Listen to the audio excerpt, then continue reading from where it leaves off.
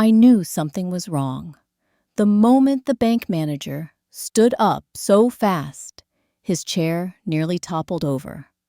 His face went pale, ghost, pale, like he'd just seen the kind of number ordinary people never see in their lifetime.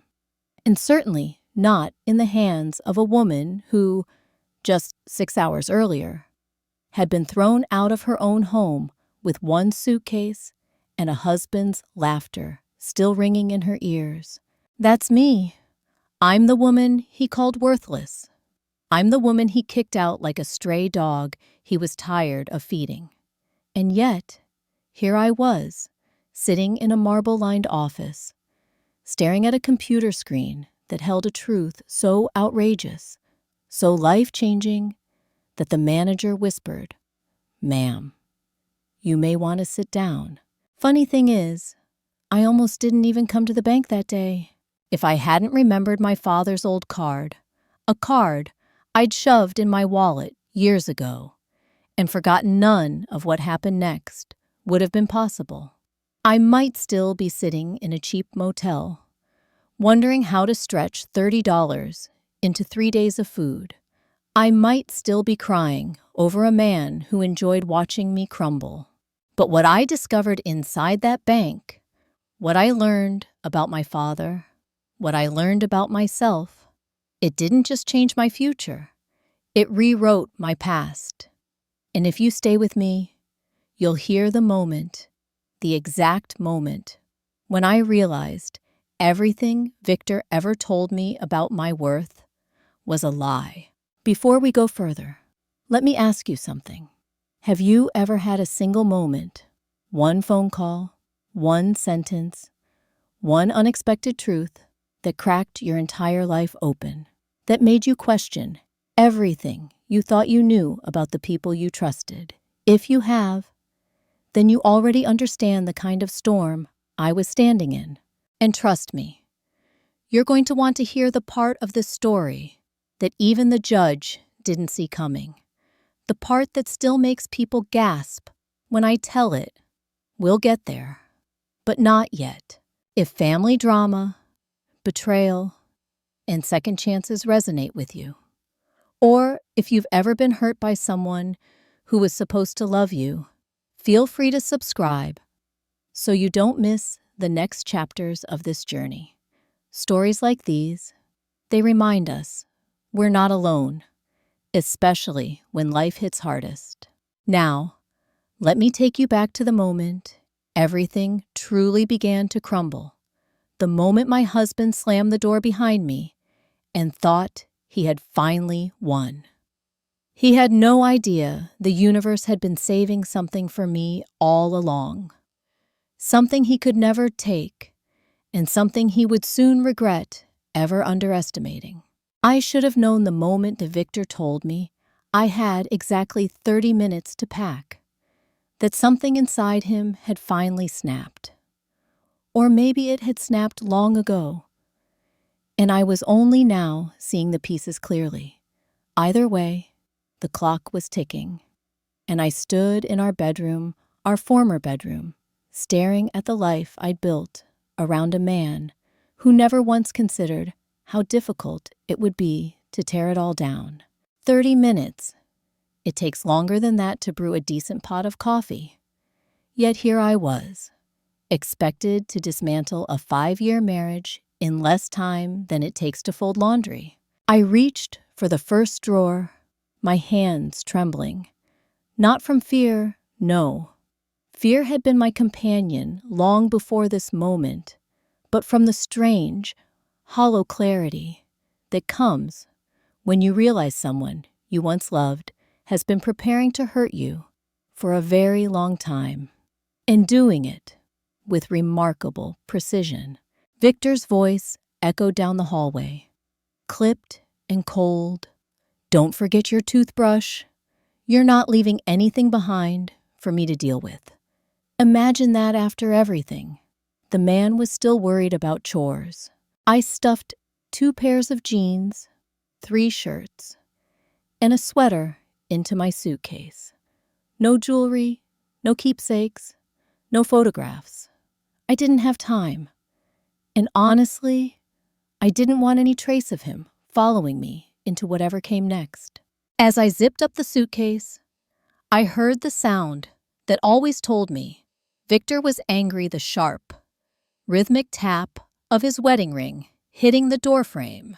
Tap, tap, tap. Like a countdown.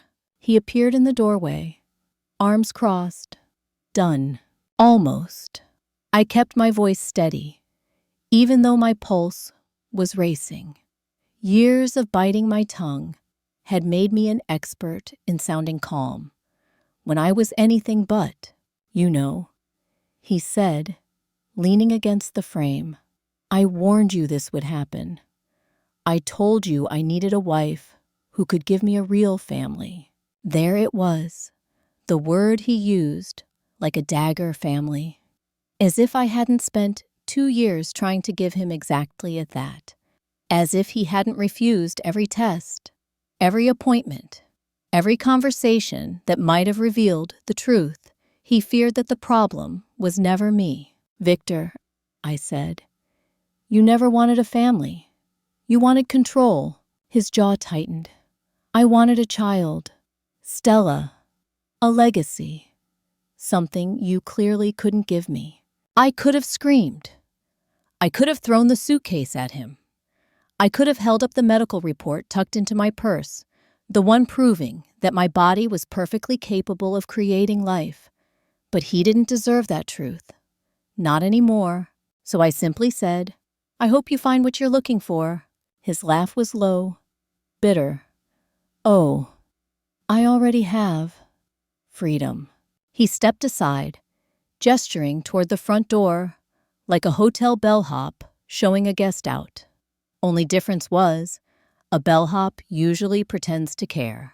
As I walked past him, suitcase dragging behind me, I caught a glimpse of myself in the hallway mirror.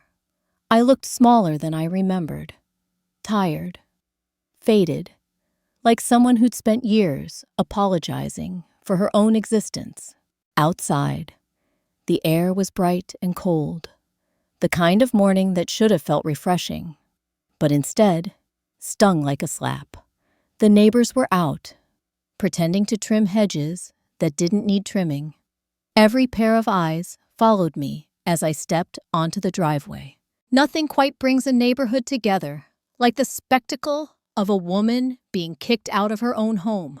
Lock the door behind you, Victor called after me, and then it slammed, hard enough that I felt it in my bones. I stood there for a few seconds, trying to steady my breath, trying to convince myself I hadn't just lost everything. And in a way, I hadn't. I'd lost him. Yes.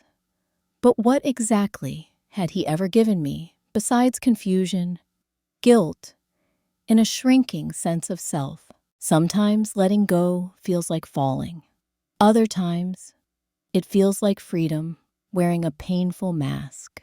I loaded my suitcase into the back of my car, slid into the driver's seat, and stared at my hands on the steering wheel. They didn't look like the hands of someone defeated. They looked steady, capable, ready. But ready for what? I didn't have an answer then. Not yet. What I did have was a single thought that kept circling back in my mind. Don't go back. Not this time. Not even if he begs. Because something in my gut whispered that this wasn't the end of Victor's cruelty. No, it was only the beginning.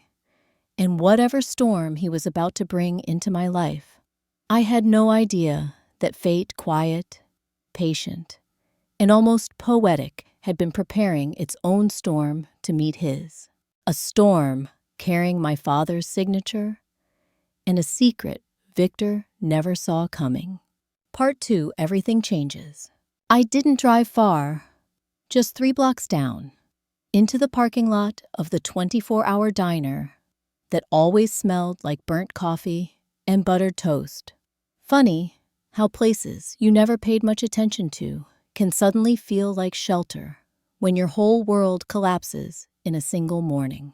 The engine ticked as it cooled, filling the silent car with tiny, metallic pops. I sat there staring at the neon open sign, flickering in the window. Its glow washing over me like a reminder that life keeps going whether you're ready or not. My phone vibrated once. Then it went dark. Victor had canceled the plan. Of course he did. Because nothing says closure like cutting off your partner's phone the same day you serve them divorce papers. I let out a soft, humorless laugh. Real classy. Victor, real mature.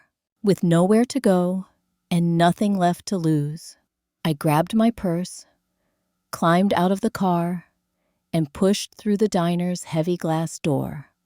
A bell jingled overhead, cheerful, out of place, like it didn't realize the woman walking in was holding herself together with little more than exhaustion and stubbornness. A waitress with graying hair and kind eyes looked up from behind the counter. "Sit anywhere." "Hon," she said. I chose a booth by the window, the kind with cracked red vinyl that stuck to your skin if you sat too long. When she brought me a cup of coffee, I wrapped both hands around it, letting the warmth seep in. "Rough morning?" she asked gently. I offered the smallest of smiles. "You could say that." She nodded like she'd seen 1,000 versions of me walk through that door. "Well, you take your time. No rush here." But time was all I had now. Too much of it, and none of it useful. I opened my wallet, hoping to find something, anything, that made me feel less pathetic. A reminder of who I'd been before Victor turned marriage into a battlefield. And that's when I saw it. A sliver of black plastic, tucked behind expired coupons. The card, my father's card. It looked almost ordinary, just a simple black bank card with a logo I didn't recognize and no name printed on the front. It felt heavy, though heavier than plastic should feel. Maybe because it carried the weight of his last words to me. "Keep this safe. Stella, don't tell anyone, not even Victor. If life ever gets really hard." It wasn't just hard now. It was unrecognizable. I ran my thumb across the raised numbers. Dad had pressed it into my hand during our last visit together. I had dismissed it as a small safety net, a few $100s, maybe a few thousand. Nothing life-changing. Just a father trying to protect his daughter in the only way he knew how. I never imagined it could be anything more. But I also never imagined Victor would end our marriage by literally shoving me out the door. So clearly, my imagination had been lacking for years. The waitress walked by and glanced at the card. "Never seen one like that," she said. "Looks old. Maybe worth checking out." Worth checking out. Those 3 words suddenly felt like a lifeline. I pulled out my phone. Dead. Right. Victor's parting gift. Luckily, the diner had a payphone near the bathrooms. Relic of a world before smartphones. I fed it a few quarters and dialed the number on the back of the card. A polished, recorded voice greeted me. "Thank you for calling First National Trust. Our nearest branch is located at on." My breath caught. It was 10 minutes away. 10 minutes. The idea hit me like a spark in the dark. Maybe my father had known something. Maybe he had seen something in Victor before I did. Maybe this card wasn't a token, but a warning. I returned to my booth, finished my coffee, and slid out before doubt could catch up with me. The sun was higher now, bright and almost mocking in its cheerfulness. I drove with both hands clenched tightly on the wheel, following the signs until the bank came into view. It didn't look like a normal bank. It looked like history. Tall marble columns, bronze doors that seemed too heavy for one person to push, windows so polished they reflected the sky like glassy water. I parked between two luxury sedans. My beat-up Honda, looking like a lost child in a fancy neighborhood. But I didn't care. I was beyond embarrassment now. Past shame, past fear. Inside, the air was cool and silent. The kind of silence that suggested important lives and important money passed through these walls regularly. The kind of place Victor would have strutted through and assumed I didn't belong. I approached the customer service desk, holding out the card like a secret. "Hi," I said. "I'd like to check the balance on this account." The woman looked at the card, then at me, then back at the card. Her eyebrows lifted tensely. "One moment," she said. "I'll get the manager." The manager for a balance check. My stomach tightened. Either the card was worthless, or something far stranger was going on. I didn't know then that both possibilities were wrong. What was coming wasn't strange. It was life-changing. The 5 minutes I spent waiting for the manager felt longer than the 5 years I spent trying to fix a marriage that was already broken. My hands rested in my lap, fingers laced tightly. But they still trembled, not from fear exactly, more like anticipation laced with dread. The kind of dread you feel when your life has been falling apart and you sense, somehow, that something enormous is about to hit you from the other direction. When he appeared, I knew instantly he wasn't a man summoned for small matters. Tall, meticulous, with a suit tailored so precisely it almost seemed painted on, and a face drained of color. "Ms. Morrison," he asked. I nodded slowly. "That's me. Could you come with me? Please." His voice was low, careful, almost reverent. "We need to discuss your account privately." Privately, that word landed in my chest like a stone. He led me down a hallway of glass offices, each one silent. The people inside speaking in calm, hushed tones. I felt like an intruder in a world I'd never been invited to. A world Victor would have elbowed his way into with fake confidence and loud entitlement. But me, I just walked quietly behind the manager, clutching my purse like it might disappear if I loosened my grip. When we entered his office, he closed the door gently, too gently, and gestured to a leather chair across from his desk.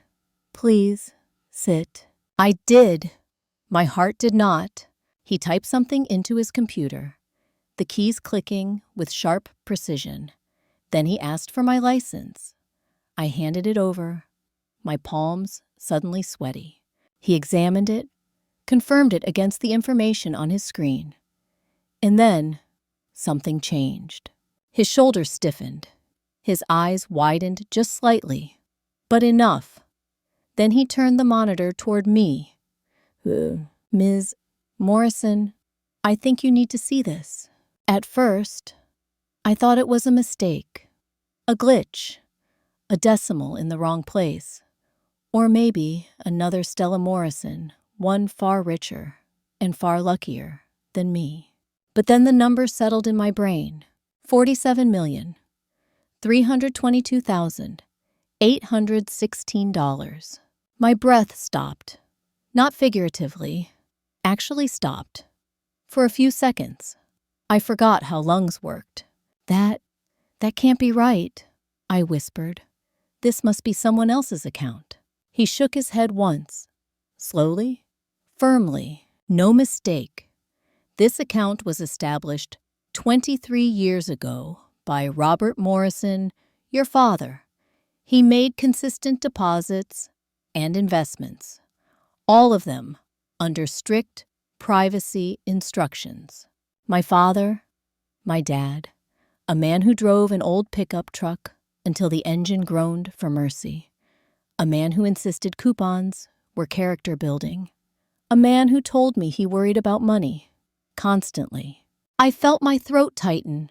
"There's more," the manager added gently. "Your father left a note with specific instructions. You were only to be informed of this account if you came here in person, and only if you appeared to be in genuine need." Genuine need. I let out a shaky breath. "Well," I said softly, "I suppose being thrown out with a suitcase qualifies." He turned another document toward me, a scanned handwritten note. My father's handwriting. Familiar. Looped. Steady. "This money is not meant to change who you are. It is meant to protect you if life ever becomes cruel. Use it when you need it, and only then. You deserve more than you've been given." My vision blurred instantly. It wasn't the money. It was the knowing. Knowing he had seen me. Knowing he had protected me long before I even realized I needed protecting. I pressed a hand to my mouth as tears slid down my cheeks. Silent, unstoppable. "I'm sorry," I whispered. I wasn't even sure why. Maybe sorry I doubted him. Maybe sorry I thought I was alone. "Take your time," the manager said softly, pushing a box of tissues toward me, like he had done this many times before, but never for someone quite like me. I wiped my eyes, breathing unevenly as the reality sank in. I was wealthy, obscenely wealthy, and Victor, he had no idea. A strange mix of grief and relief washed over me.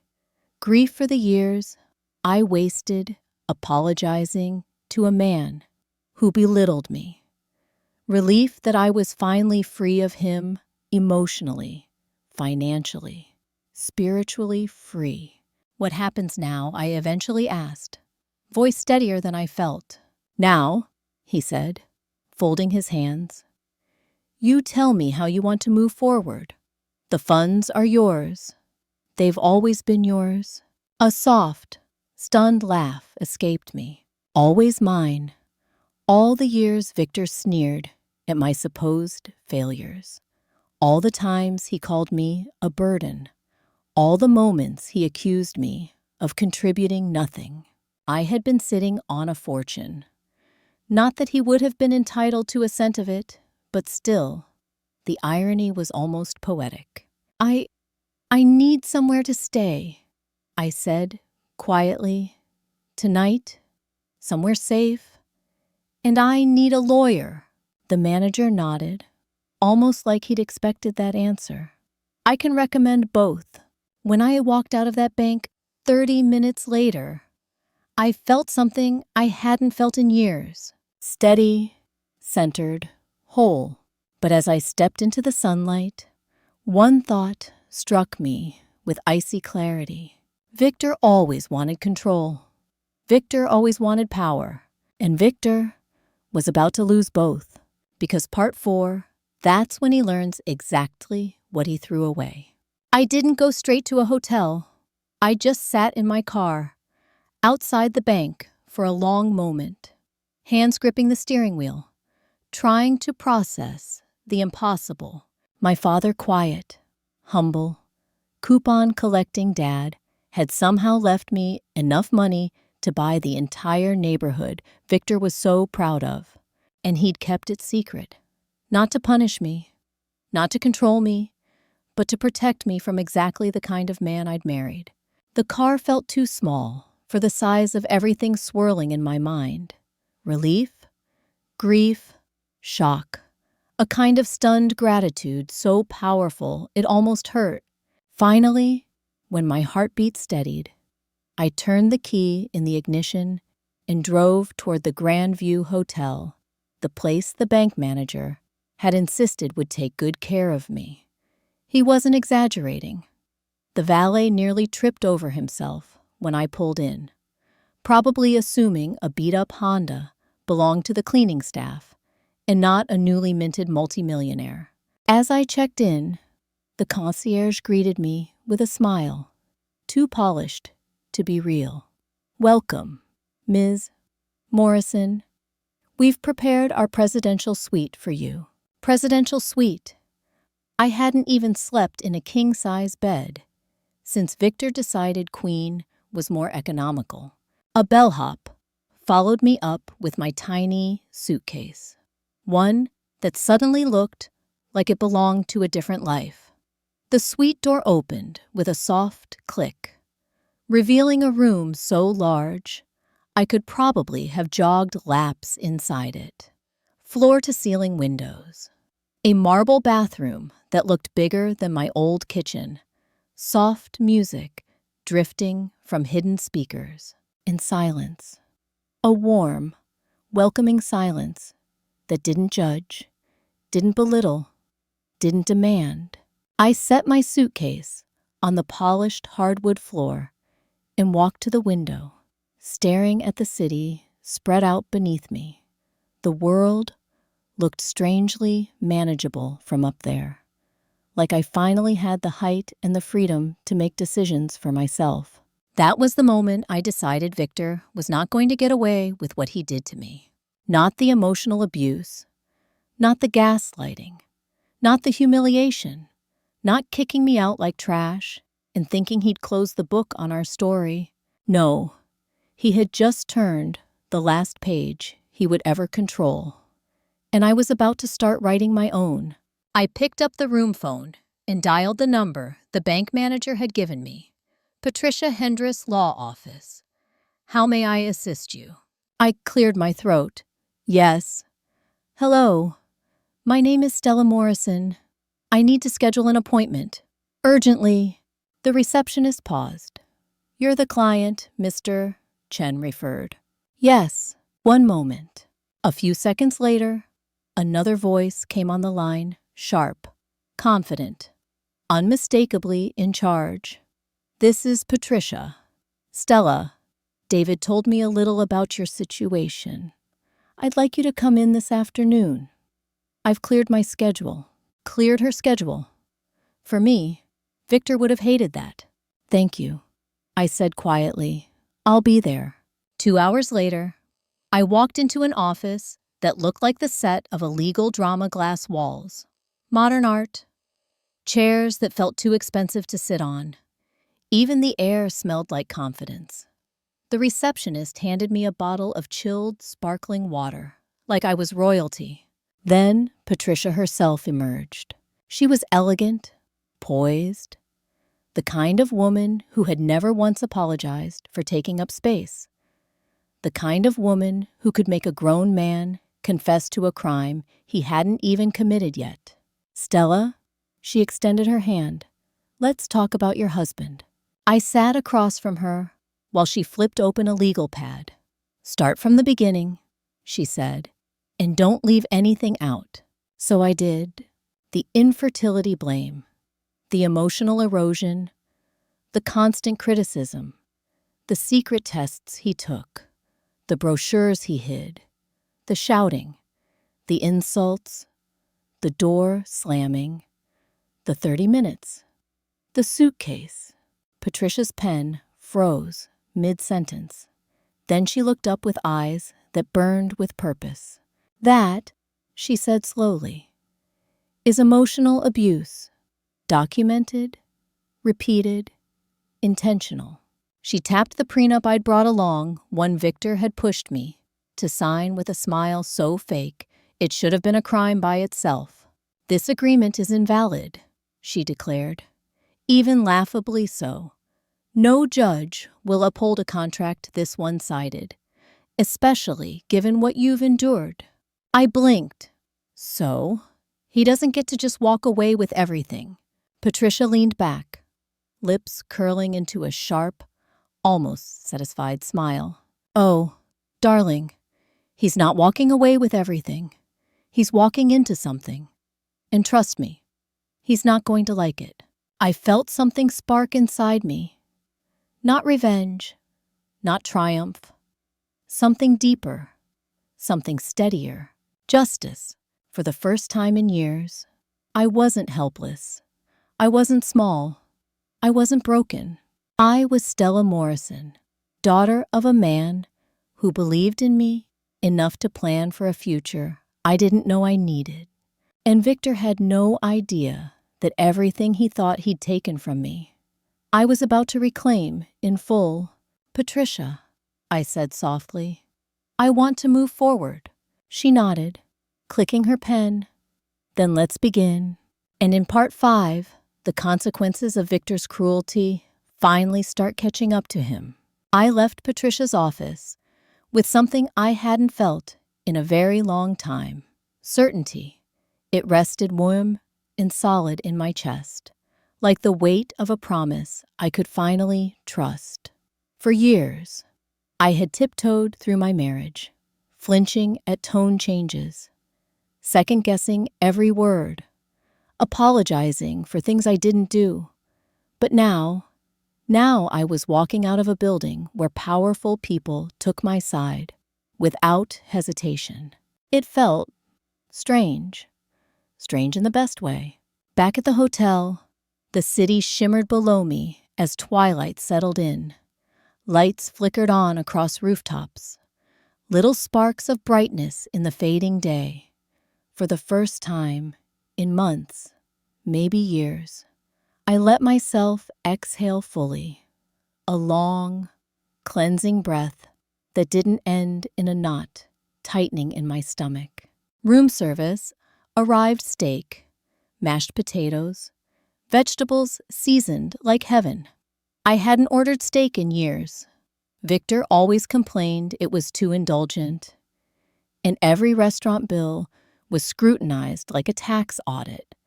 But tonight I ate slowly, savoring every bite, unbothered by the idea of pleasure.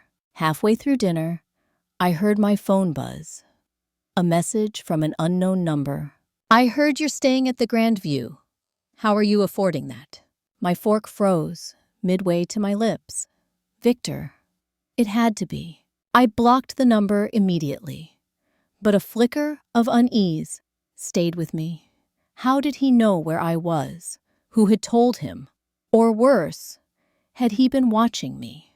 I brushed the thought away. I couldn't spiral, not tonight. Instead, I opened my laptop and began searching for fertility clinics. I had always wanted a child, but Victor's refusal to even consider testing himself had turned that dream into a battlefield. Now, though, childbirth wasn't tied to his approval, his ego, or his limitations. It was tied to me, to my choices, to my freedom. A wave of something warm and firm washed over me. Hope. A real, tangible hope I had almost forgotten how to hold. I made an appointment for the following week with a doctor who had glowing reviews, someone known for treating her patients with compassion rather than judgment. That alone felt like a luxury. Later that evening, Patricia texted, "Filed the first motions. He'll be served tomorrow morning." I stared at the message, imagining the scene. Victor opening his front door in that smug, self-assured way of his, only to be handed legal documents that shattered the illusion of control he thought he had. For the first time since the morning he threw me out, I smiled, a real smile, wide, honest, unapologetic. The next morning, I woke to sunlight streaming through the curtains, an unfamiliar luxury. Victor preferred blackout shades. "Helps with sleep," he always said. In reality, he just didn't like the world waking up if he wasn't ready for it. I stretched, feeling the softness of bedding my skin wasn't used to. Then the phone rang. It was Patricia. "He's been served," she said. And Stella, he didn't take it well. I swallowed. Define not well. According to the server, he became agitated, tried to claim you were mentally unstable, said you'd run off without reason, but then he stopped talking mid-sentence. "Why? He read the part about emotional abuse. A long silence followed. I pictured it, Victor standing in his pristine doorway, hair tousled from sleep, face contorting as he realized the narrative wasn't his to control anymore. As he realized that the law, for once, wasn't going to bend to his version of events. He's going to try to reach you, Patricia continued. He'll want to regain control, twist things, guilt you. Do not respond. I won't, I said, and I meant it. Because what do you say to a man who built your cage and then blamed you for not enjoying the view? That afternoon, I met Dr. Sarah Martinez, a fertility specialist whose office felt more like a living room. Warm light, soft chairs, gentle music that didn't feel clinical. She greeted me with a steady, reassuring smile. Stella, I'm glad you're here. Her calm presence was disarming, so unlike the cold, clipped tone of the doctor Victor had insisted I see. That doctor had spoken to me like I was a malfunction, a machine with defective parts, as if womanhood were a performance I had failed to deliver. But Dr. Martinez, she asked me about my goals, my hopes, my timeline, my feelings. No judgment, no insinuations, just care. When she told me my previous tests looked strong, something inside me loosened, like a knot finally unknotting. Your body is healthy, she said gently. Your numbers are excellent. You are not broken. Stella, you never were. I almost cried right there. Not because of grief, because of relief. Relief that the story Victor wrote about me was finally being rewritten, this time with the truth. We scheduled blood work, hormone panels, and a follow-up appointment. Everything was moving forward, not rushed, not forced, just steady and real. As I walked out of her office, the late afternoon sun painted the sidewalks gold, the world feeling suddenly brighter than I remembered it being. I didn't know that my life was about to shift again, not because of Victor, not because of the lawsuit, but because of someone I hadn't met yet. Someone who would walk into the next chapter of my life with surprising timing and an even more surprising impact. And in part 6, he appears. I didn't plan on going out that evening. After hours of medical forms, consultations, and emotional whiplash, I thought I would simply return to the hotel, curl up in that oversized bed, and let exhaustion finally win. But something inside me, something small, stubborn, and quietly reborn, whispered that I should sit somewhere with real light and real people, somewhere that didn't feel like hiding. So instead of ordering room service, I took the elevator down to the hotel restaurant. It was elegant but warm, filled with the soft murmur of conversations and the clink of silverware against plates. Older couples enjoying dinner, business travelers eating alone, a few families sharing laughter over pasta and wine. It was the kind of place I once dreamed Victor would take me to, but he never did. According to him, fancy dinners were for special occasions, and apparently, surviving his moods didn't qualify. I asked for a quiet table by the windows, settled into the cushioned chair, and watched the twilight fade beyond the glass. When the waiter brought me a menu, I ordered salmon without checking the price. A small act of rebellion, a small act of freedom. I was halfway through my thoughts when a gentle voice interrupted them.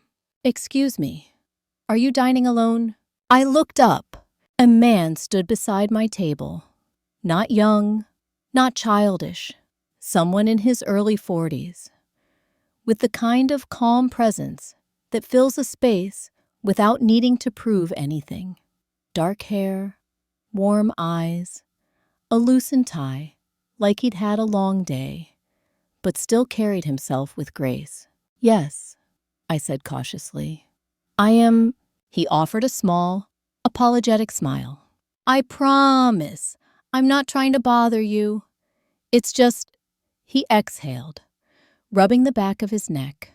"I'm dining alone too, and I cannot stand eating in silence after the day I've had. Would you mind terribly if I joined you? If not, I completely understand."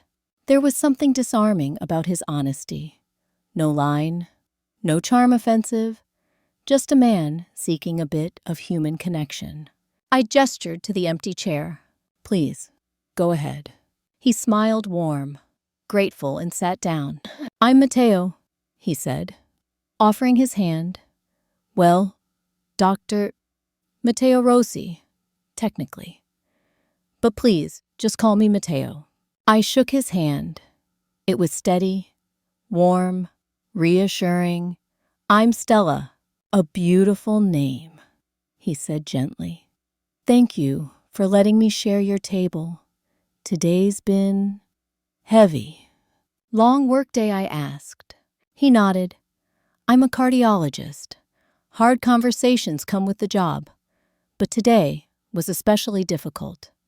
Sometimes I just need to sit with someone who isn't in crisis." I let out a soft, almost embarrassed laugh. "Well, joke's on you then. I might be the definition of a life crisis right now." Matteo's expression shifted curiosity without intrusion. "Only if you want to talk about it." And for some reason, I did. Maybe it was the exhaustion. Maybe it was the way he listened, without trying to fix me. Maybe it was simply the universe's timing. So I told him a shorter version of the story. The infertility blame, the emotional abuse, the eviction, the hotel room, the lawsuit. He didn't flinch. He didn't pity me. He just shook his head slowly. "No one deserves to be spoken to the way you were," he said quietly. "And you've carried so much alone." Something in his tone, steady, sincere, made my chest tighten. Not in pain, in recognition. "How about you?" I asked. "Any crisis of your own?" He chuckled lightly. "Well, I'm 41 and married to my job. Not the healthiest relationship, but at least it's predictable." "And is that what you want? Predictability?" "No," he admitted. "Not anymore. I'm ready for something real, something with purpose, something that actually matters." We talked for nearly 2 hours. About life, about disappointments, about second chances, about grief and healing, and what it means to rebuild from scratch. He told me about his family in Italy, his grandmother, the villa he rarely visits, the life he hasn't allowed himself to live because he's always been too busy saving everyone else. By dessert, he wasn't a stranger anymore. He was someone who felt familiar. The waiter brought tiramisu, and without asking, we shared it, two people who had spent too long giving pieces of themselves to the wrong places. When he placed the bill on the table, Matteo hesitated, then looked up at me. "Stella, may I ask you something?" "Of course. Would you like to get coffee sometime?" No pressure, no expectations, just two people talking. "I'd really like to see you again." A week ago, I would have said no. A month ago, I wouldn't have believed the question was real. But tonight, after everything, something in me whispered yes. "I'd like that," I said softly. "But I should warn you, my life is unpredictable right now." He smiled. "Then maybe we can be unpredictable together."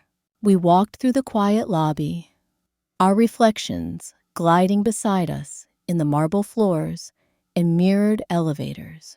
When the doors opened on my floor, he stepped back, hands in his pockets.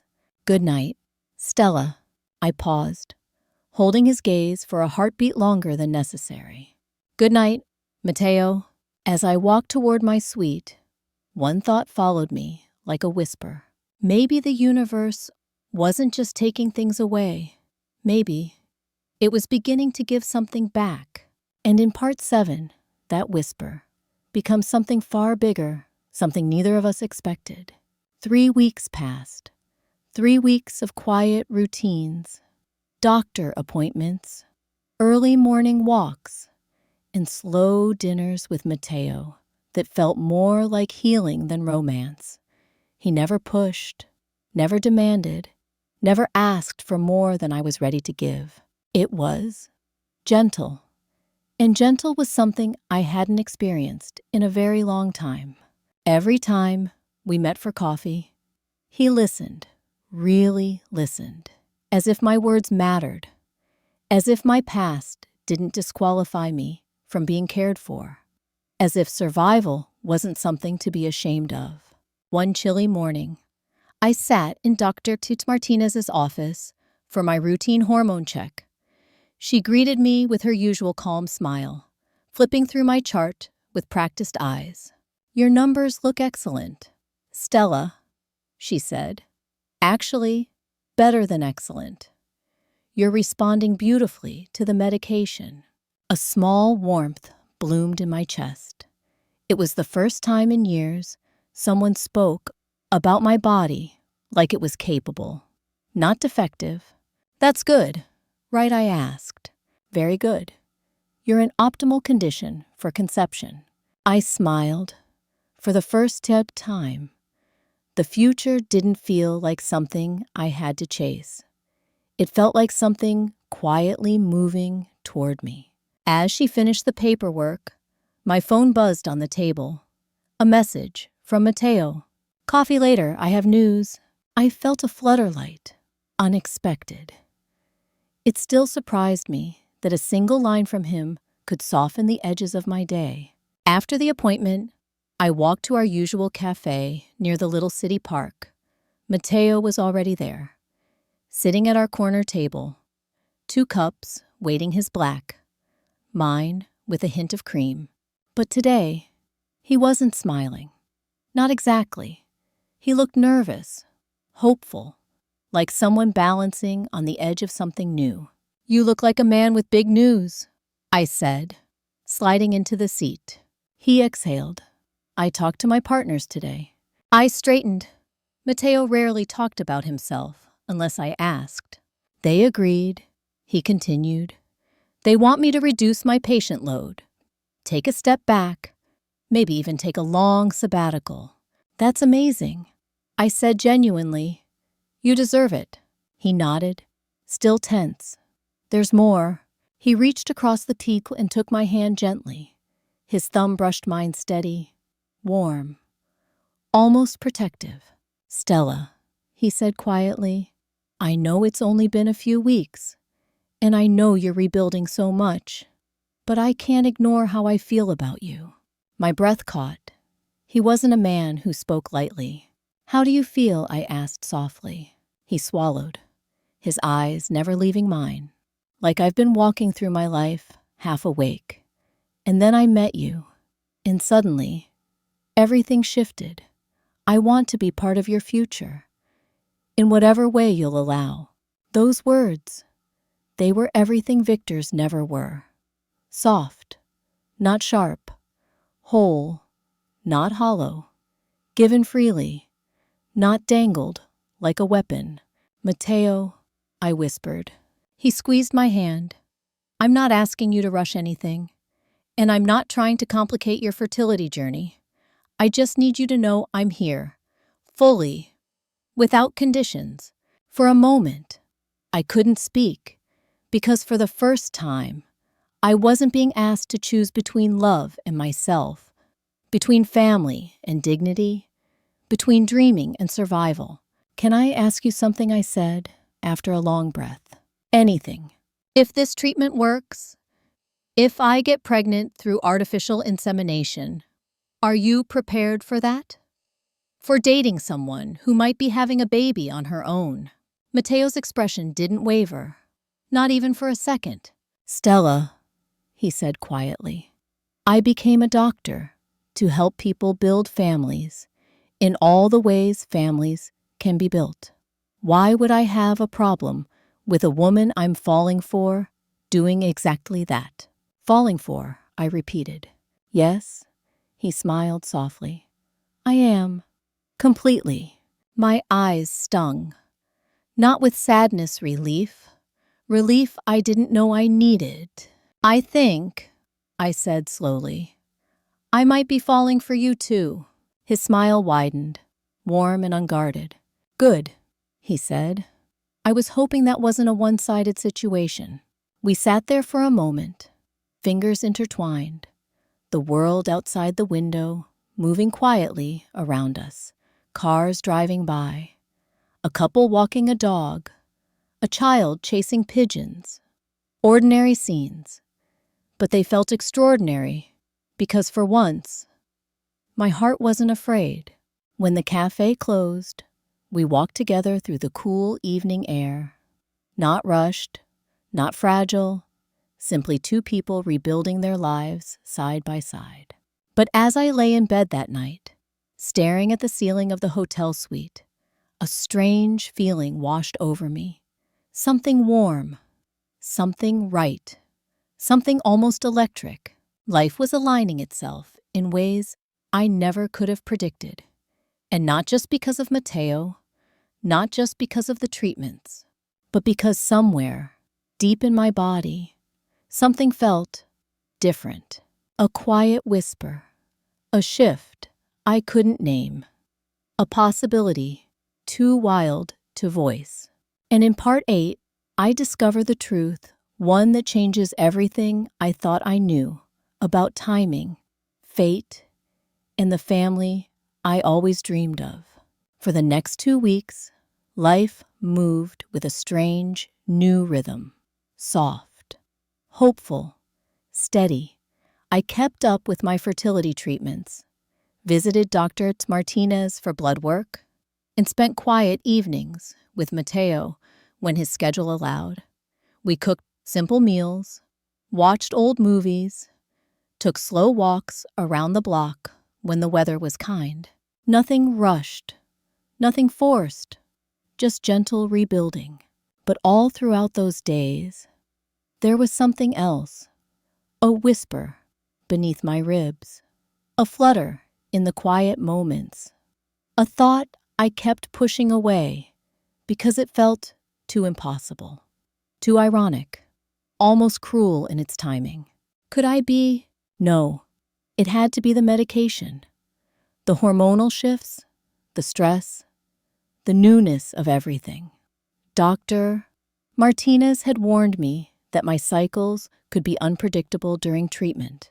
And yet, every morning, when I stood in front of the bathroom mirror, brushing my teeth, I caught myself pausing, staring at my reflection, at the faint warmth in my cheeks, at the tiny, inexplicable glow that didn't belong to exhaustion or relief. Still, I said nothing. Not to Matteo, not to Dr. Martinez, not even to myself.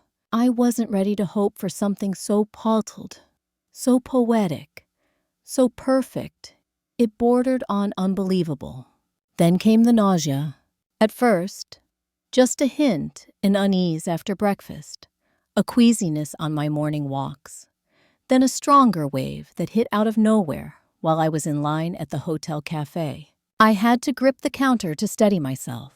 It's the medication, I whispered under my breath as I returned to my room. Just the medication.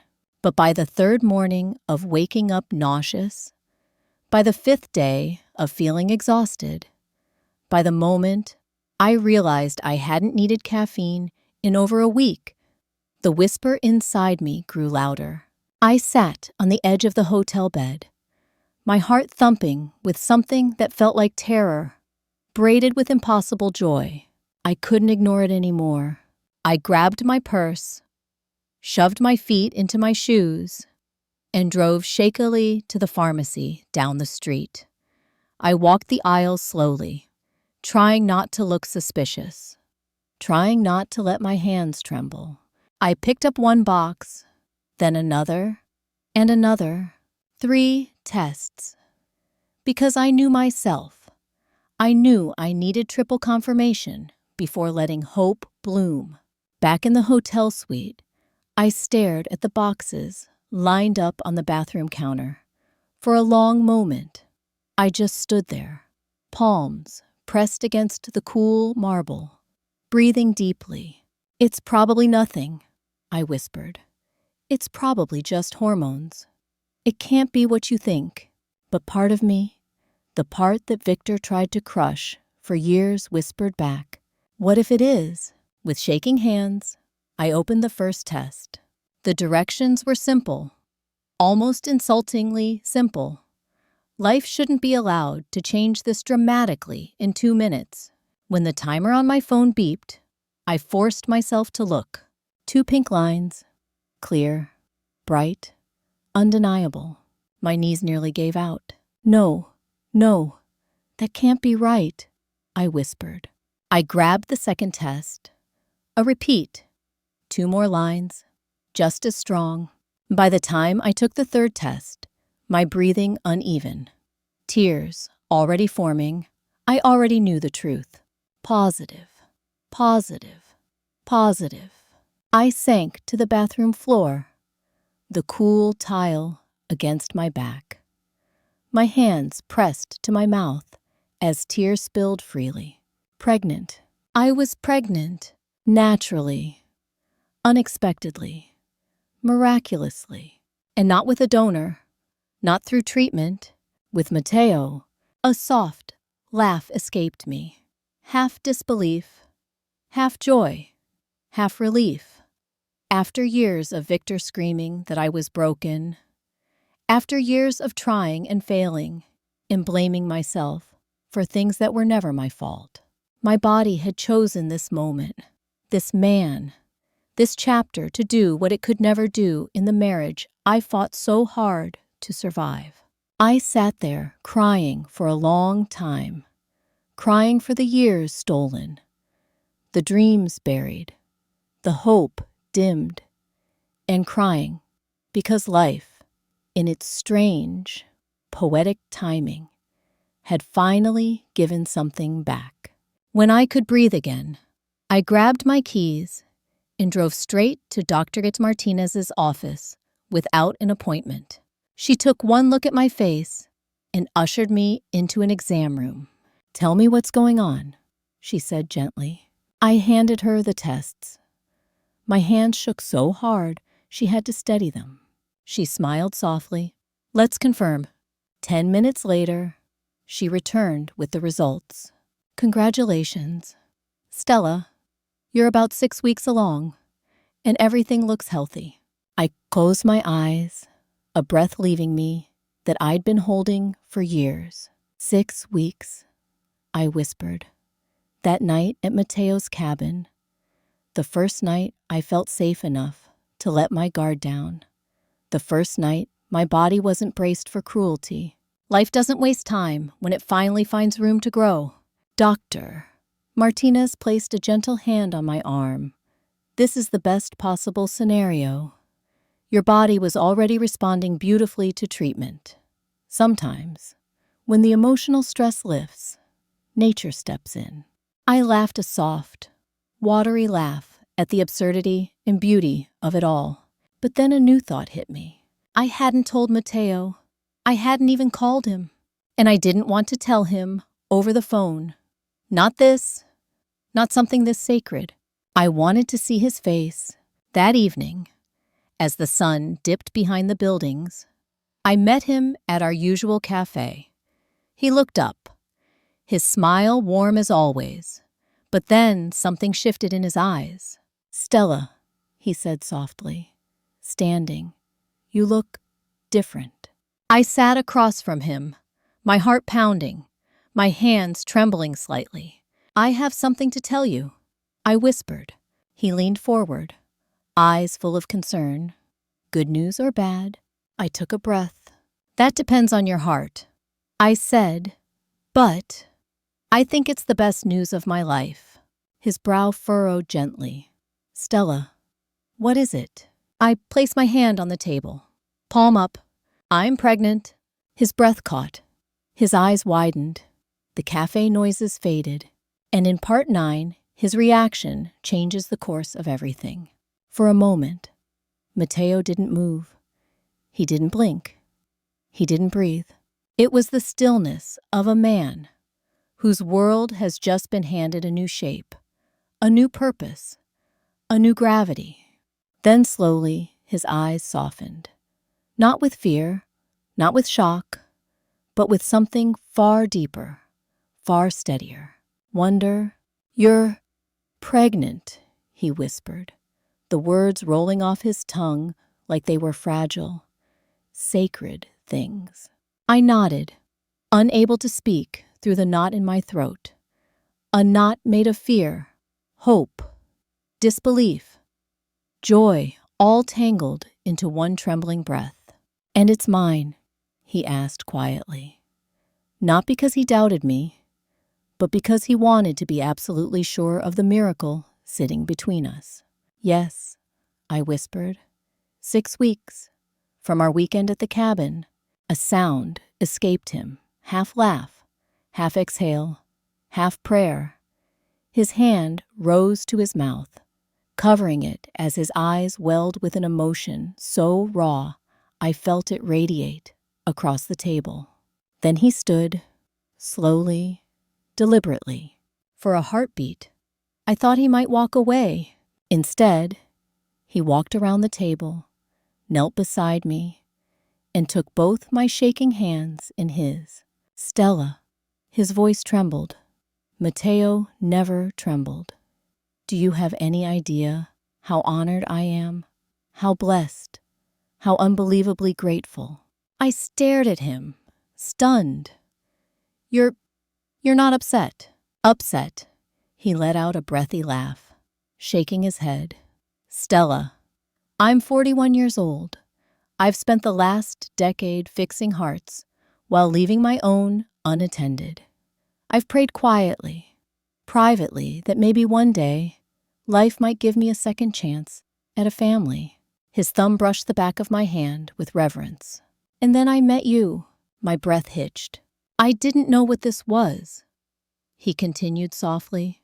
This feeling, this clarity. But when you said, I'm pregnant, Stella, it felt like everything inside me aligned in a way I've never experienced. I pressed a trembling hand to my mouth, tears spilling over. But it's so fast, I whispered. We've only known each other for a few weeks. What if you change your mind? What if this is too much? Look at me, he said gently, lifting my chin with 2 fingers. I met his gaze, steady, warm, certain. I'm not Victor, he said quietly. I don't run from responsibility.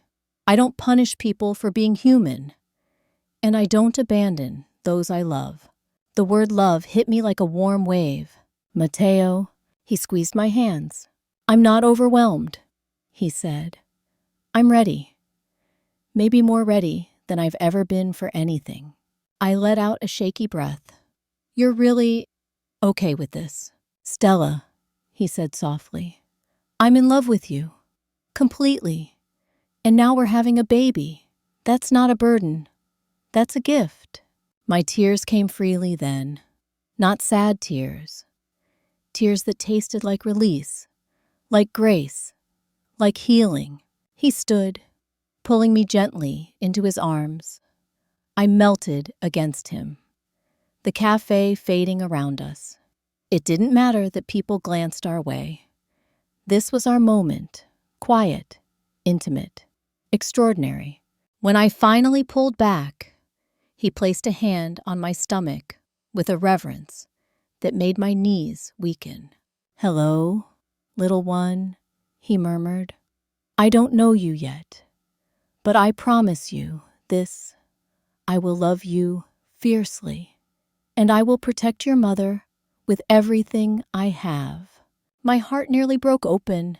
We sat again, but this time we sat closer, shoulders touching, hands intertwined. like two threads finely weaving into the same line. "I want to be part of this," Mateo said softly. "All of it. The appointments, the planning, the nights you can't sleep, the cravings, the fears, the joy, everything." "I'm scared," I whispered. "So am I," he admitted. "But we'll be scared together. That's what family does." The word family didn't hurt this time. It felt like a promise instead of a wound.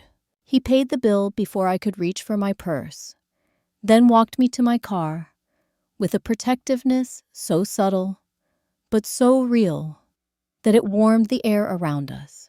When he opened the door for me, he hesitated. "Stella, can I ask you something else?" I looked up. "Anything. Would you consider, maybe not tonight, but soon, moving in with me?"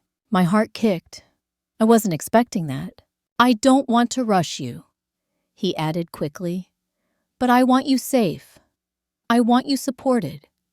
I want you home." Home. The word echoed in a hollow space inside me I hadn't even realized was still empty. "I'll think about it," I whispered. "That's all I ask." He kissed my forehead soft, respectful, and stepped back as I started the engine. But as I drove off, feeling his eyes following me with quiet hope, a cold realization washed over me. Victor had been silent for days, too silent. And deep down, in a place my instincts had learned to sharpen, I knew silence from a man like Victor wasn't peace. It was preparation. And in part 10, that silence breaks in a way I never saw coming. I woke with soft nausea that somehow felt reassuring. Like a secret my body whispered only to me. Mateo checked in every morning, every evening. Sometimes with a text, sometimes with a call, sometimes just to say he was thinking of us. A word that still made my heart flutter. "Doctor." Martinez confirmed the pregnancy again. Blood levels rising, hormones steady, everything progressing beautifully. I walked out of her office, smiling, like someone who'd finally tasted the sunrise after years of sleeping through the dark. Life felt stable, hopeful, almost gentle. But gentle never lasts when someone like Victor has access to your past. It began on a Wednesday morning. I was sitting in the hotel lobby, sipping herbal tea and reading a pamphlet about prenatal nutrition, when the hotel manager approached. "Ms. Morrison," he said carefully, "there was someone here earlier asking for you." My stomach tightened. "Who?" "A man, mid-30s, suited." He refused to give his name. He hesitated. "He said he was your husband." My blood ran ice cold. "My ex-husband," I corrected. "And he shouldn't be anywhere near me." The manager lowered his voice. He was insistent, aggressive. We asked him to leave. A tremor traveled down my spine. Victor. Of course it was Victor. He had gone silent for too long, and men like him didn't disappear. They circled. They watched. They waited. I thanked the manager and hurried upstairs, my hands shaking so badly I almost dropped my keycard. Once inside the suite, I locked the door, leaned my back against it, and pressed both hands to my stomach. "It's okay, sweetheart," I whispered to my unborn child. "I won't let him near us. I promise." But even promises feel fragile when the past is determined to claw its way back. My phone buzzed. Unknown number. I closed my eyes, feeling the dread before I even looked. Then I opened the message. "Congratulations on the pregnancy. I hope, for your sake, it's mine." My breath left my lungs in a violent gasp. No, no, he couldn't know. He couldn't know. My fingers trembled as I reread the text, my heart pounding so hard it nearly drowned out every sound in the room. My first instinct was fear. My second was fury. How dare he? How dare he even suggest that this child, this miracle, belonged to him? Before I could react, the phone buzzed again. You owe me a conversation. No, I did not. Not legally. Not emotionally. Not morally. Not ever again. My hand hovered over the screen, torn between blocking him and calling Patricia first. Before I could choose, the phone rang. Patricia. Thank God, I whispered. Answering immediately. I just got a message. I know, she cut in. Sit down. Stella, we need to talk. My knees wavered. I sat on the edge of the bed. What happened? I whispered. Victor hired a private investigator. She said, months ago, possibly before the separation. A cold, metallic fear slid through me. He's been tracking your movements. He may have obtained your new number through a data breach. We're already investigating. I pressed a hand to my forehead. He knows I'm pregnant. I saw that, Patricia replied. Stella, listen to me. He has no legal claim to you or the baby. None. Zero. But his behavior is escalating. I'm filing for an emergency extension of your restraining order. How soon can it be granted? Today, if the judge signs what I filed this morning. This morning, she had already known, already acted, already protected me. I exhaled shakily. Thank you. Really. Stella, she said softly. He's losing control. Men like him get desperate when their power slips. But we're not letting him anywhere near you. When I hung up, the room felt quieter, but not calm. Not yet. I called Matteo next. He answered on the first ring. Stella, what's wrong? The sound of his voice, concerned, steady, protective, made my throat tighten. He knows, I whispered. Victor knows about the pregnancy. A beat of silence. Then Matteo's voice dropped, low and dangerous in a way I had never heard before. He texted you. Yes, send me everything, he said. Right now, I'm coming to you. No, Matteo, you're working? I don't care if I'm in the middle of heart surgery. You're not facing this alone. Tears stung my eyes. Not from fear this time, from the stunning contrast of two worlds, one man who only contacted me to control, and another who dropped everything to protect. 30 minutes later, Matteo knocked on the suite door.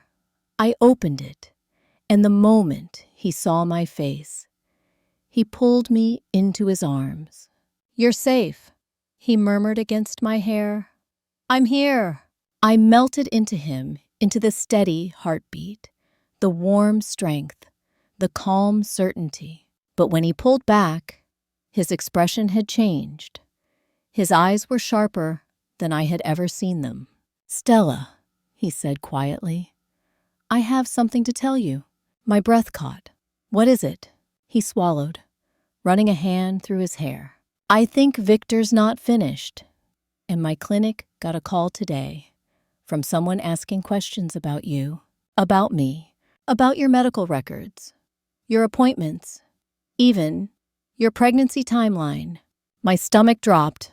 Matteo, are you saying he tried to access my medical information? I'm saying someone did, he said gravely. And there's only one person who benefits from that. A pulse of fear shot through me. This wasn't harassment anymore. This was obsession. And in part 11, Victor makes a move so shocking, so violating, that it changes the course of the entire story. Matteo's words hit me with the force of a physical blow. Someone called his clinic. Someone asked about my appointments. Someone tried to access medical records that were legally protected. And there was only one person desperate enough, shameless enough, obsessive enough to do it. Victor. I wrapped my arms around myself, suddenly cold despite the warm room. Do you think he knows how far along I am, I whispered. Mateo sat beside me on the edge of the couch, his jaw tight, his hands steady, too steady, like a man who was trying very hard not to let his anger show. I didn't confirm anything, he said firmly. I shut it down the moment the caller asked for patient details. But Stella, if he's calling clinics, if he's pretending to be someone else, this is more than harassment now. He turned toward me, placing a warm hand on my knee. This is criminal. The word hung in the air. Heavy, dangerous, true. My heart raced, but not from fear alone, from something deeper violation. The same feeling I'd known in my marriage, now amplified in a way that made my skin crawl. I don't understand, I whispered. Why is he doing this? Why can't he just let me go? Why does he care about a life he never wanted with me? Mateo exhaled slowly. Because this isn't about wanting you. His voice softened, but darkened. It's about control. He's losing it. And desperate men grasp for whatever they can. I felt the baby flutter, just a tiny whisper, almost like reassurance or maybe like warning. Mateo noticed my hand drift unconsciously to my stomach and covered it with his own. He won't hurt you, he said softly. Or the baby. I won't let him. Those words, steady, certain made my throat tighten. But before I could respond, a sharp knock echoed through the suite. 3 knocks. Heavy. Authoritative. Mateo stiffened instantly. Stay here, he murmured, rising to his feet. My pulse thundered. No one knew this room number except the hotel staff, Patricia, and Mateo. Another knock. Firmer this time. Mateo approached the door. Who is it? He called out, voice hardening. A pause. Then a man's voice responded. Hotel security. We need to speak with Ms. Morrison. My stomach clenched. Mateo glanced back at me, silently asking if I was expecting anyone. I shook my head, heart pounding. Mateo cracked the door just an inch. Chain still latched, revealing a uniformed guard. Evening, sir, the guard said. We received a report from the front desk about a disturbance involving Ms. Morrison. We need to verify her safety. Mateo didn't open the door further. A disturbance from who? The guard checked a clipboard. A man downstairs claims to be her husband. He's demanding access to her room. My breath caught. Victor, at the hotel, now. The guard continued. Management has refused to let him up. But he's causing a scene. My heart hammered so loudly I could barely hear. Mateo's jaw tightened. Tell me he isn't on this floor. No, sir. He's in the lobby. Staff are trying to remove him. I stepped closer. Is he violent? The guard hesitated. Not violent, yet, but he's agitated. Very agitated. I pressed a hand to my chest, trying to steady my breathing. Mateo spoke, calmly. Tell the front desk that a restraining order is in place. They need to call the police immediately. The guard nodded. We've already been instructed to do so. Officers are on their way. He glanced at me with gentle professionalism. We just need to make sure you're all right. I moved into view. I'm fine, I whispered. Thank you. The guard nodded again. Then Mateo closed the door, bolting both locks. The silence that followed felt suffocating. Mateo turned to me, eyes filled with equal parts protectiveness and fury.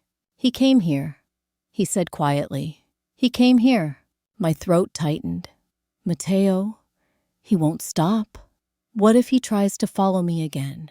What if he tries to... Mateo stepped forward and placed both hands on my shoulders, grounding me. Stella, look at me. I lifted my gaze to his. You are safe. Right now, in this room, with me. You are safe. He paused. But we're not staying here another night. Fear flickered in my chest. Where will we go? My place, he said without hesitation. Somewhere he can't reach you. Somewhere with security systems and neighbors who don't tolerate threats. Somewhere you'll be protected. I opened my mouth, hesitating. Matteo, moving in together because of danger, it's too much. I don't want to disrupt your life or act out of panic. He softened immediately, brushing a thumb along my cheek. You're not disrupting anything, he said gently. I already wanted you with me. The danger just makes it urgent instead of someday. My breath trembled. He leaned in, forehead resting against mine. Let me take care of you.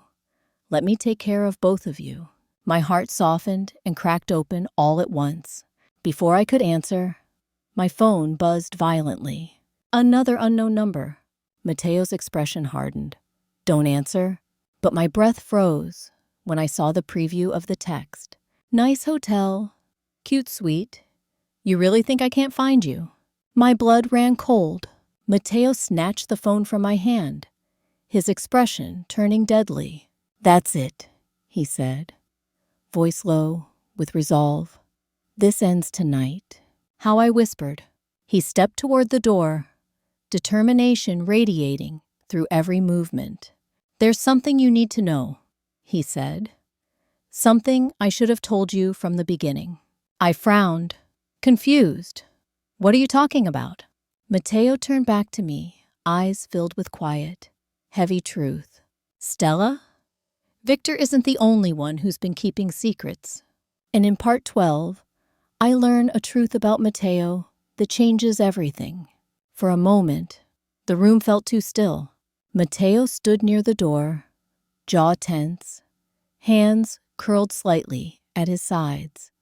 Not aggressive, no, but bracing himself. Like a man about to tell the truth he'd hoped he could avoid. I swallowed. Matteo, what do you mean? You've been keeping secrets.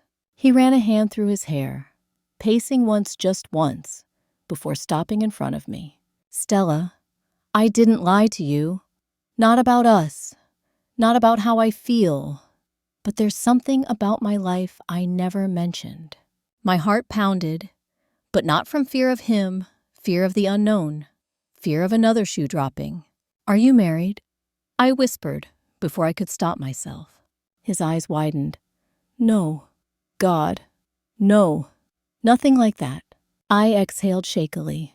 He stepped closer, kneeling in front of me the way he did in the cafe when I told him I was pregnant. My family, he said quietly. They're not just doctors or vineyard owners or quiet people living in the hills of Tuscany. He paused. My uncle and my older brother are both in law enforcement. High-level law enforcement. Law enforcement, I repeated, trying to follow. He nodded. Interpol, Europe's major international crimes division. I blinked. Interpol Matteo. What does that have to do with Victor? He hesitated, and his silence told me everything before he spoke. Before I moved to the States, he said softly, I worked with them. My heartbeat stumbled. You were a doctor for Interpol. He shook his head slowly. Not exactly. I was a field medical consultant, and I helped with risk assessments, victim protection protocols, and criminal behavior evaluations. My breath caught. So you're telling me, I whispered, that you work with dangerous people? I did. He corrected. I left that world behind when my father got sick. I walked away. Stella, I wanted a quiet life, a clean one. I tried to absorb this. The gentle, steady man who cooked pasta in my hotel kitchenette, the man who whispered to my unborn child, the man who carried emotional softness like it was armor, had once helped track international criminals. Why are you telling me this now? I asked shakily. He looked at me with eyes that held both regret and resolve. Because what Victor is doing, the stalking, the harassment, the attempts to access your medical records, that behavior, he paused. It's escalating exactly the way I've been trained to recognize. A chill rippled through my spine. Escalating, I whispered. Matteo took my hands gently. Stella, men like Victor, men obsessed with control, they don't accept losing power. They don't just walk away, they push, they dig, they cross lines. I swallowed hard. You think he'll get worse? I think he already is. And I think he's close to doing something dangerous. My stomach tightened protectively around the tiny life inside me. So what do we do? I whispered. Matteo squeezed my hands, grounding me. We take you somewhere safe, he said. We reinforce protection. We monitor your calls, your movements, your surroundings, and we document everything. He hesitated, and I call someone. Who? My brother, he said softly. He owes me favors, and he specializes in individuals who cross boundaries they shouldn't. I don't want this to become violent, I whispered. It won't, Matteo said, but I need him to know that Victor is escalating, because the next time Victor crosses a line, he won't just be dealing with your lawyer. I felt dizzy. Matteo, you should have told me sooner. I know, he whispered. I kept quiet because I didn't want my past to overshadow what we were building. I didn't want you to see me as someone dangerous. I lifted my hand to his cheek. I've never felt safer with anyone in my life. His eyes softened, but before he could answer, a loud knock shattered the moment. Not 3 knocks this time. A pounding, urgent, panicked. Hotel security. A voice shouted, Ms. Morrison, open up now. Matteo was across the room in an instant. Not fearful, prepared. He cracked the door open an inch. What's happening? The guard's voice shook. There's a situation downstairs. A man forced his way past the desk. He demanded your room number. Staff are trying to stop him, but my heart lurched violently. It's him, I whispered. It's Victor. The guard nodded. Out of breath. He's shouting your name. He's threatening to come up here. The police are on the way. But he's not stopping.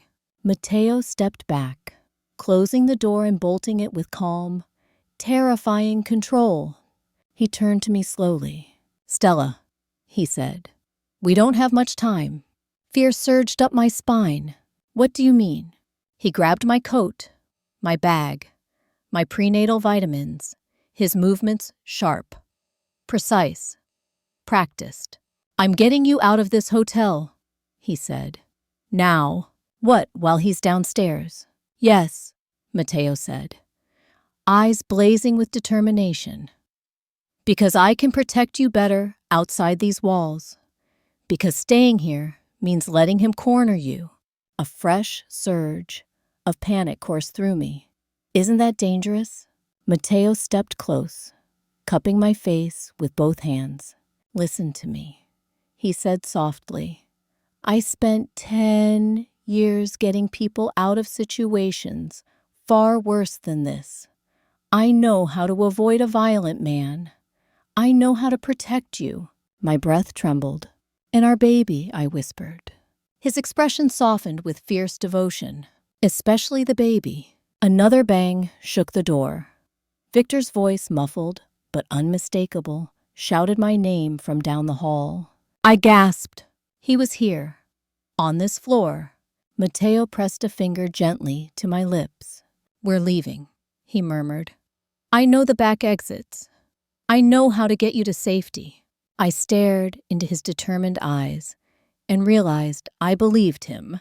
Okay, I whispered. Let's go. Matteo grabbed my hand. We ran. And in Pan 13, the final chapter, everything comes to a head. Victor's final move. Mateo's hidden strength, and the ending Stella never expected. The hallway echoed with Victor's distant shouting as Mateo pulled me toward the service corridor. His grip was firm but gentle, one hand holding mine, the other guiding me protectively in front of him. Every step felt like walking through a nightmare I thought I had left months ago. "Stay close," he whispered. "I won't let him reach you." And I believed him because the man leading me now was not the quiet doctor I'd eaten tiramisu with. He was someone trained to protect, someone capable, someone who made fear feel smaller just by standing near me. We slipped into the service elevator. Mateo pressed a code into a tiny keypad I had never noticed before. It opened. We stepped inside. The doors slid shut. For the first time in several minutes, I exhaled. The elevator hummed quietly. As we descended toward the underground garage, Mateo stood alert, his jaw tense, his eyes focused like someone who had run through this kind of scenario far too many times. "Mateo," I whispered, placing a hand over my belly. "What if he's waiting downstairs?" "He's not," Mateo said calmly. "He's looking for you upstairs. Men like him chase the last place they saw. Power slip away, not the place they never thought to check." Despite the fear, part of me wondered how many times Mateo had protected people who were not me women escaping violent husbands, families hiding from dangerous men. And now, he was protecting me. The elevator dinged. The doors opened to the dim, empty garage. A security camera blinked in the corner. The air smelled faintly of gasoline and concrete. Mateo led me quickly toward an unmarked exit. But before we reached the door, the sound hit us. Tires squealing, a car door slamming, a voice echoing through the garage. "Stella!" My blood froze. "Victor!" He wasn't upstairs anymore. He had found another way down. Mateo reacted instantly, pulling me behind a concrete pillar. "Don't move," he whispered. "Don't say a word." We crouched low as Victor's footsteps pounded across the garage floor. His breathing was ragged, frantic like a man unraveling, one thread at a time. "Stella, I saw the elevator. I know you're down here." His voice cracked in a way I had never heard before, high, wild, desperate. Not anger, not control, panic. He was losing everything he thought he owned. Mateo leaned close to my ear. "He's unpredictable. We need to move when he goes left." "How do you know he'll go left?" I whispered. "Because the elevator is on the left," Mateo murmured. "And men like Victor run toward the noise, not the silence." Sure enough, Victor stormed in that direction, yelling my name like a curse. As soon as he turned the corner, Mateo grabbed my hand again. "Now," he whispered. "Go."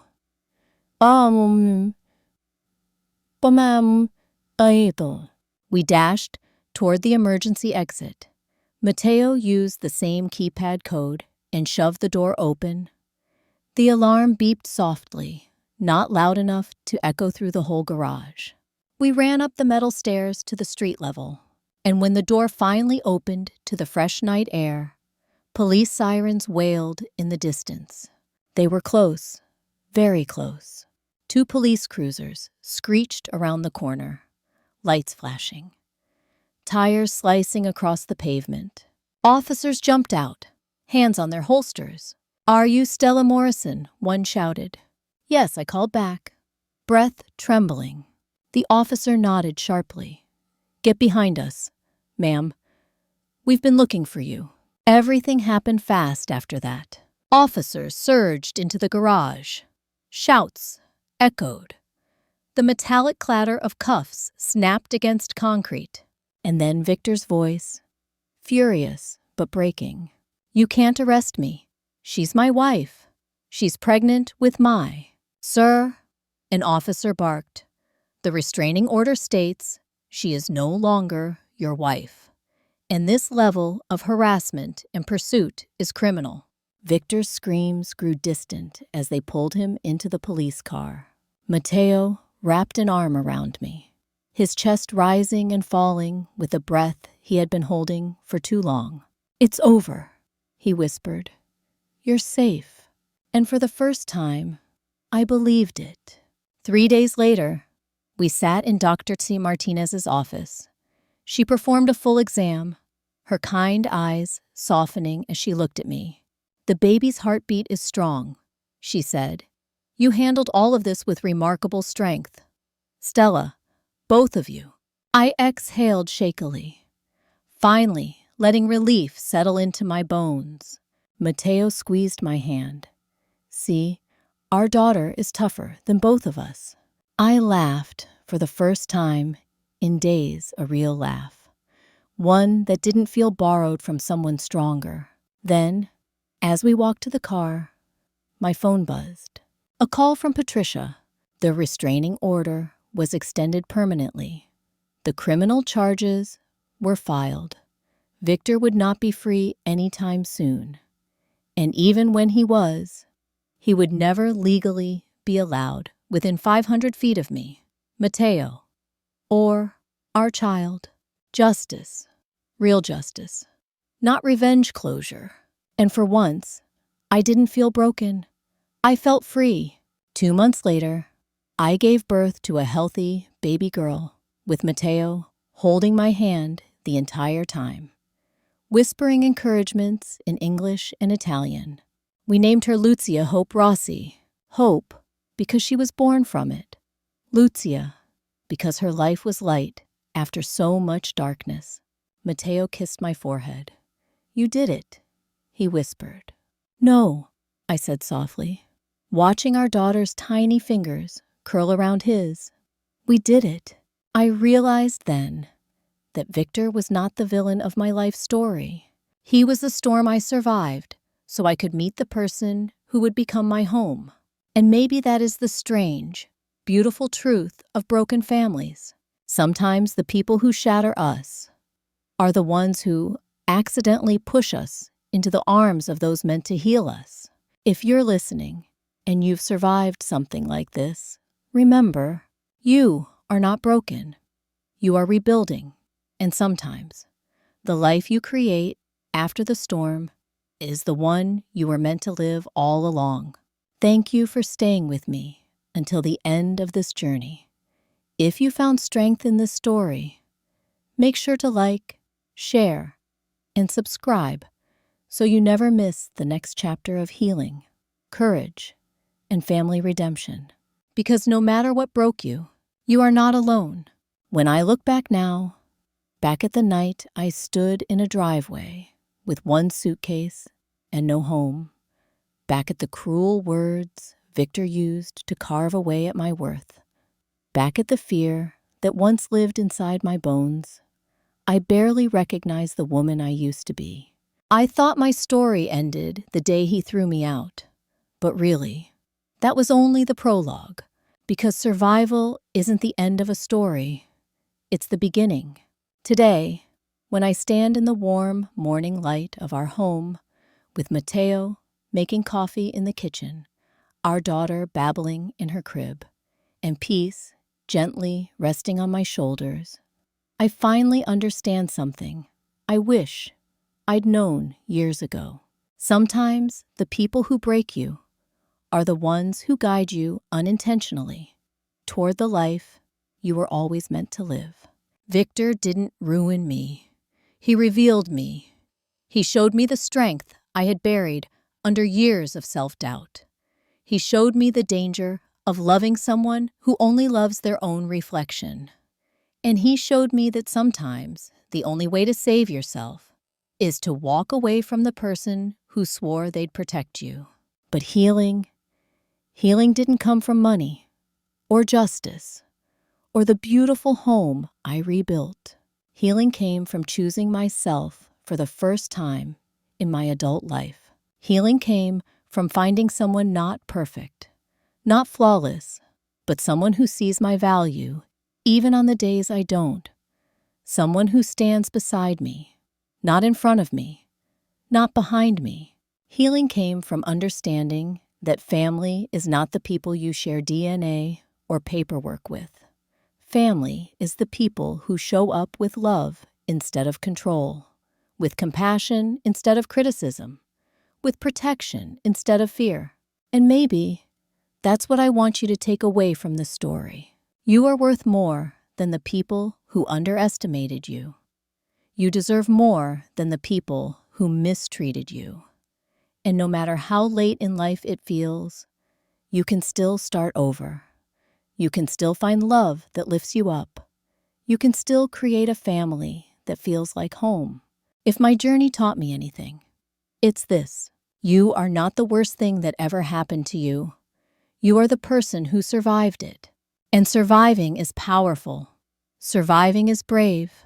Surviving means there is still a future waiting for you, one that might look nothing like your past, and everything like the life you've always deserved. So if you're listening right now, tell me in the comments what part of this story stayed with you the most, and what chapter of your own life are you ready to rewrite? If this story touched you, helped you, or made you feel even a little less alone, please make sure to like this video, subscribe to the channel, and share it with someone who might need a reminder that their story isn't over. Because here, on When Family Breaks, we don't just tell family drama, we tell stories of survival, resilience, and the quiet, steady courage it takes to reclaim your life. Thank you for being here. Thank you for listening. And remember, you may be broken, but you will never be broken alone.